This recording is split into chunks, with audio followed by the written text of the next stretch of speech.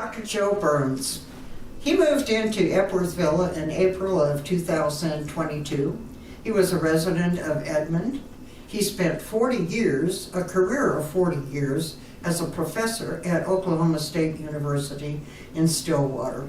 His passion has, for probably most of his life, has been history, but he focused on modern European history in his teaching.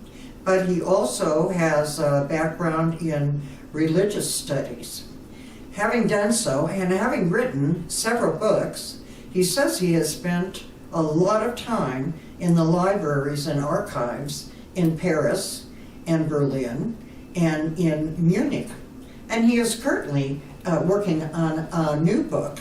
So I think, and he maintains an office in Stillwater, and I know he consults with colleagues, and I think a lot of people consult with him. I am sure you are going to learn something new today, because I always learn something new when I have a conversation with Joe. So let's begin. So Joe, talk about your upbringing and your early education. I will. But first, thanks very much for the wonderful introduction, Marilyn. Oh. You certainly do make me look good. I hope I can keep going the same way. Well, you do look good.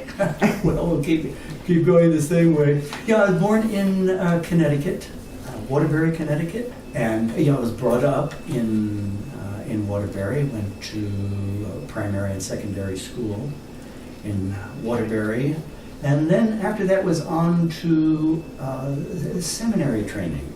Okay. Now, were you an only child?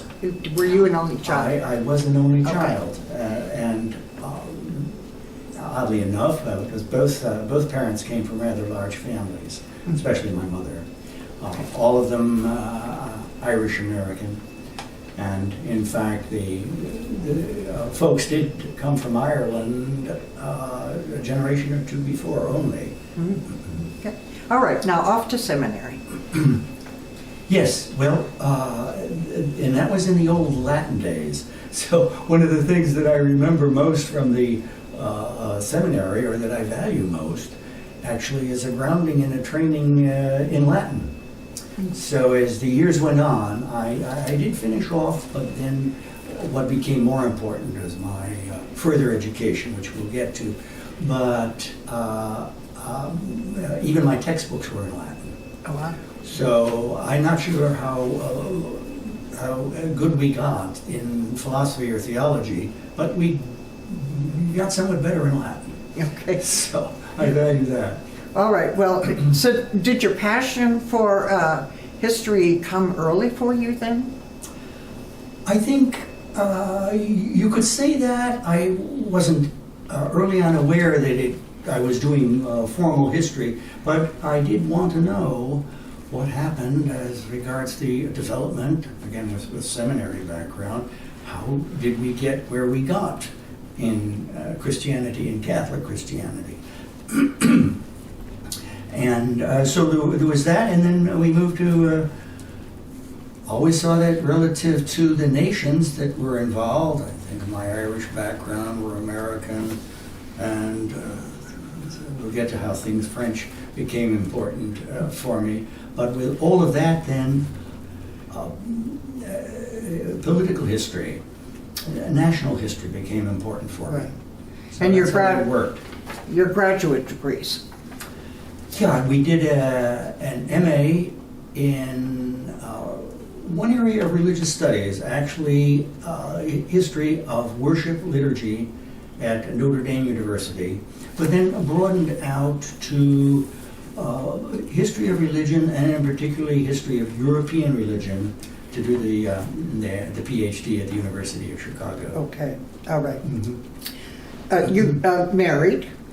Yes. Had 2 children?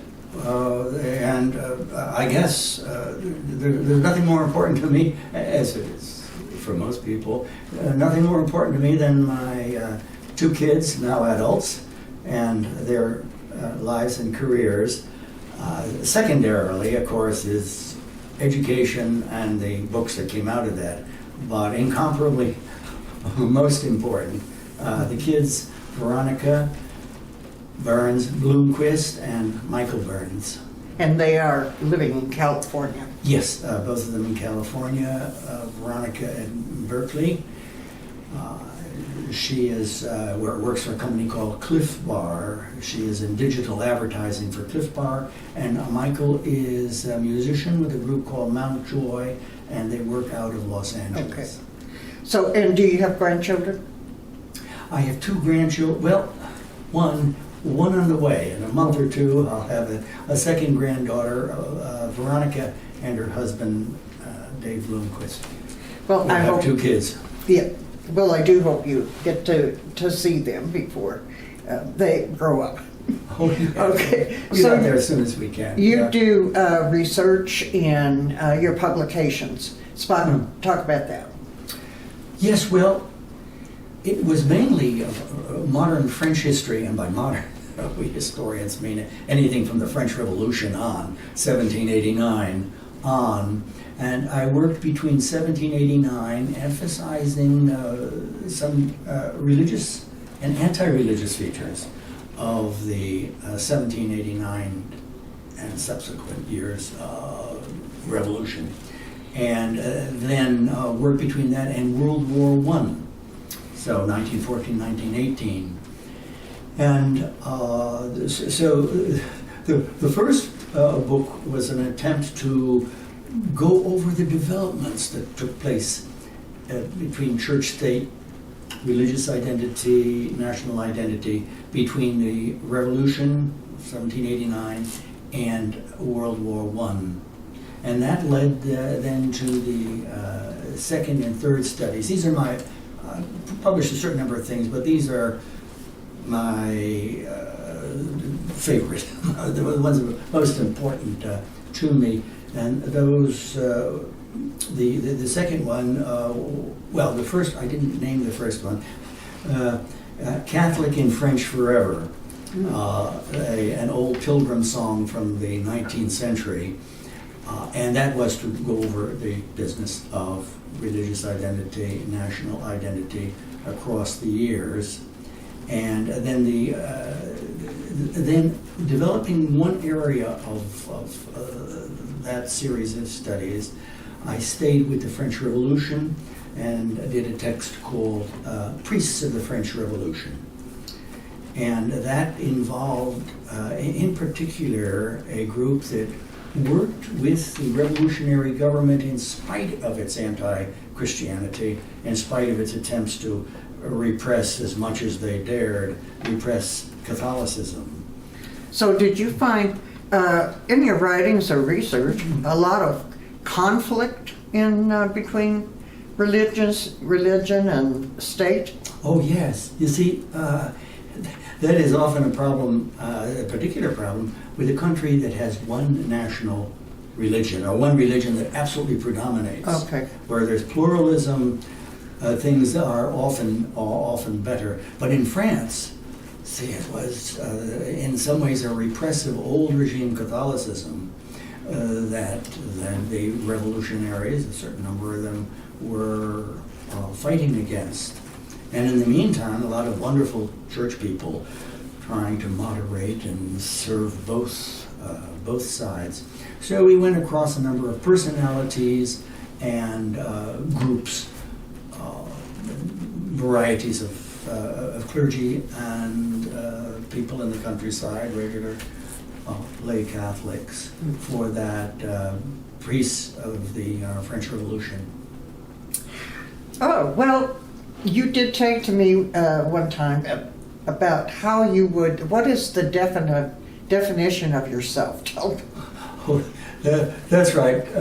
Given that I have been intellectually so preoccupied with history of religion, I am indeed a practicer and, well, a practicing church-going Christian, and I have labeled myself an Orthodox Catholic Christian with a high appreciation of the Protestant Reformation and the secular Enlightenment. So as I say, that gets you even everywhere. condensing that to Anachronism would be. I'm not sure I could come up with an acronym, but an Orthodox Catholic Christian. My present Eucharistic community is the nearby Orthodox Church, Right. St. Elijah's Antiochian Orthodox. So why does that have such appeal to you, the Orthodoxy? Yes, well, at this point I say it gives focus to my Catholicism. Okay. No, an Irishman, what are you? A Catholic. So I say Orthodoxy gives focus to my Irish Catholicism, and I appreciate it for that. Most folks, as I say, given we talk about Americans, Protestant, Catholic, Jewish, they're not too aware of the Orthodox churches. So I usually say, well, we're talking Greek Orthodox or Russian Orthodox. Yeah. Mhm. So, well, all right. In the worship service, then, the language is other than English, or Well, it is more English than anything, but there is a certain amount of Greek at St. George's, the Greek Orthodox Church, and a certain amount of Arabic at St. Elijah's. The founders of St. Elijah's 100 years ago were from Lebanon, Orthodox Christians from Lebanon. And so we have a certain amount of Arabic. It's a little late for me to start working on Arabic. I guess I stay with Latin. But I love the fact that the word for, as everyone would know, the word for God in Arabic is Allah. So you hear some of the prayers in Arabic at St. Elijah's, and we're praying to Allah. and you do speak more than one language. Well, for modern languages, yes. I've spent a lot of time in France, and of course I've worked in French history and French sources, but I really have worked on acquiring a speaking ability in the language. So I have spent quite a bit of time in France, and I continue to keep up French by watching French television, French television right Oh, really? here. And we have at least 1 hour-long French conversation a week. I do with a friend.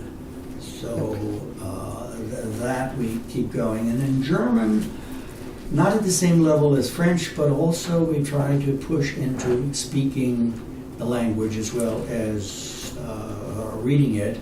I did mention, given the seminary background, I say I have a missionary training. I was never a missionary, but I did have missionary training, and what you do then is you learn a language to talk to the folks.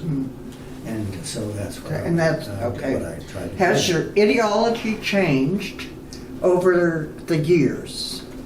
Not fundamentally, not fundamentally. I've been a Christian believer across the years, and I guess some would say, well, you're a very liberal Christian. Well, because I was a liberal Catholic, I was able to do Orthodoxy. But yes, I've been a believing Christian across the years. Have found some of our modern theologians very helpful. I think of the Lutheran theologian Paul Tillich, who spoke of God. God is the ground of our being. And I like to work with ground of our being. And there are also a wonderful Lutheran, the German finally martyr Dietrich Bonhoeffer referring to Christ as the man for others. So he who is for others. So what is your next writing project? Working on the history of German Catholicism. I did, of course, a certain amount of German Protestantism and Catholicism in the third book, which is coming out shortly, and that is God on the Western Front, where we deal with English, French, and German clergy, people, directors, soldiers of various kinds. So that was the first time. Preceding books were more French, where I spent a lot of time on German sources. So now I'm quite taken with that. I would like to do a study of German Catholicism across the 20th century, centering in on two primary figures. Konrad Adenauer, who people will remember as the Chancellor of West Germany, and then Michael Faulhaber, who was a Cardinal Archbishop of Munich. That'll be interesting. So you're working on the writing of that currently, is that correct? Yes, I'm working Okay. with sources, All right. seeing what I need to do to pull this together. You have been the recipient of several awards. Yes, local awards more than anything. Well, there was some National Endowment for the Humanities awards to do some of my archival work. I suppose those are the closest we come to national awards. Otherwise, it's local OSU or History Department awards, Teacher of the Year, if you have a certain number of students who are responsible in the history club who liked you. So Oh, right. Well, that's a good reason. So you're maintaining an office on the campus at OSU. Yes, keep working there. That's one reason for continuing to read, write, and publish is I get to keep my office. Not every department can do that, but at the moment we can in history. And yes, I get over there once or twice a week. We need to work with interlibrary loan, and I usually see one or two of the colleagues. I have in the past substituted for them in class, not too often.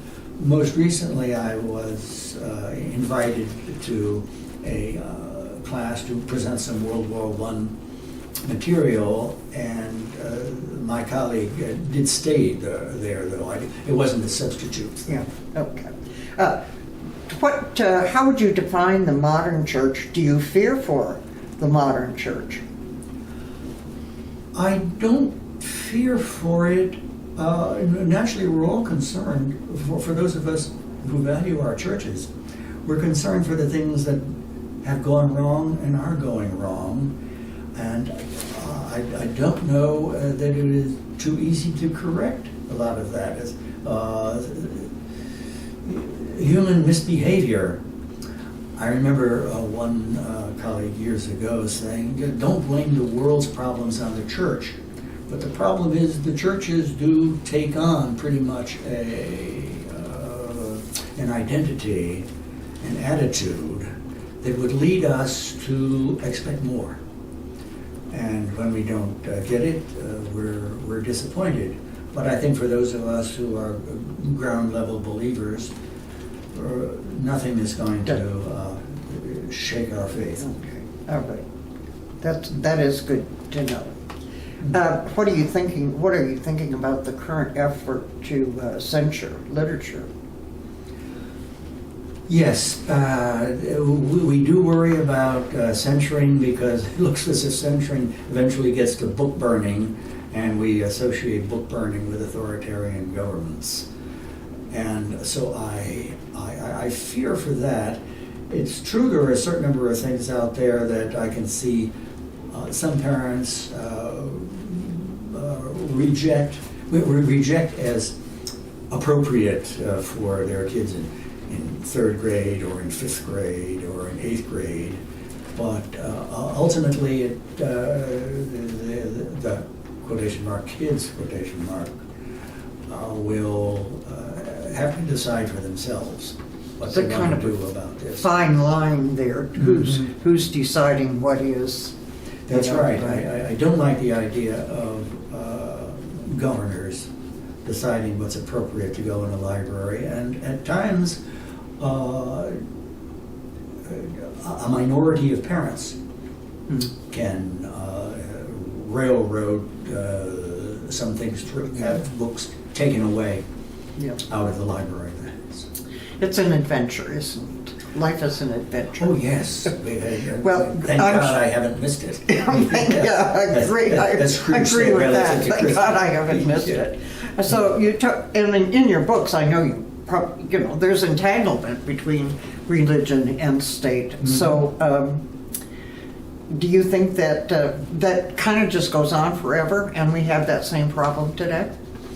sure, we do talk about separation of church and state, and we wondered how is that, how does that hold up? I suppose it's impossible to totally separate the two. The state has a role in deciding what counts as a church.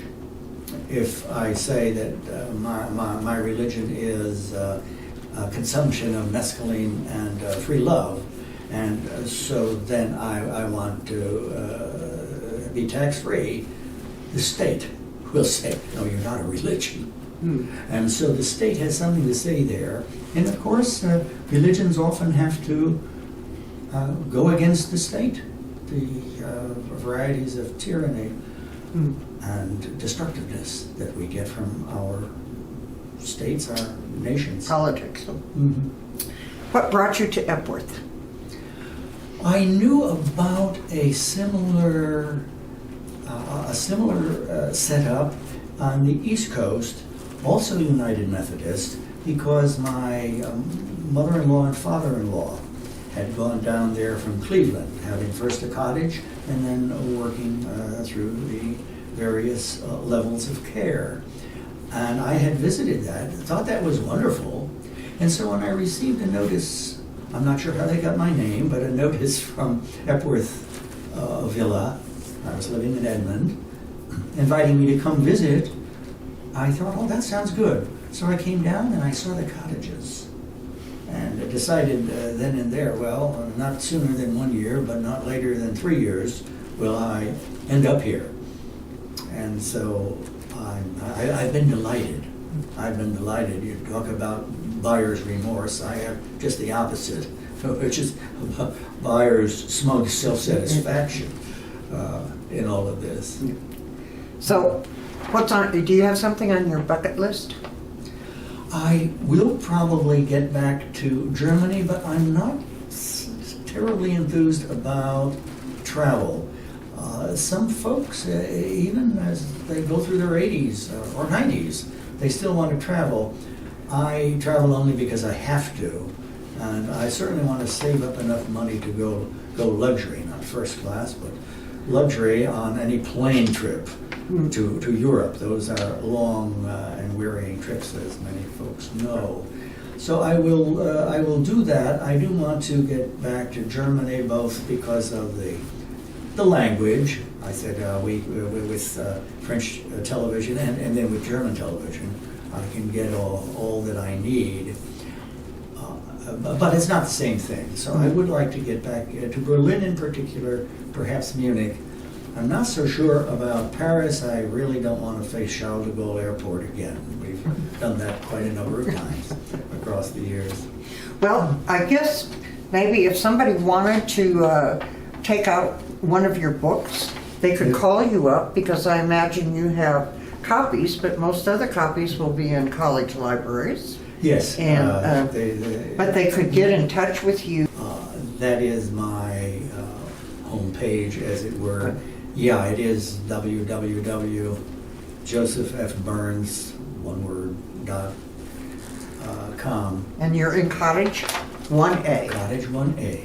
Now, yours is such an interesting and detailed story, and you're continuing to learn yourself, I guess, and has been such a delight to have these conversations with you. Thank you so much for bringing that to us today. Thank you very much. It has really been a pleasure, and we're all grateful to you for helping those of us at Epworth Villa get to know one another better.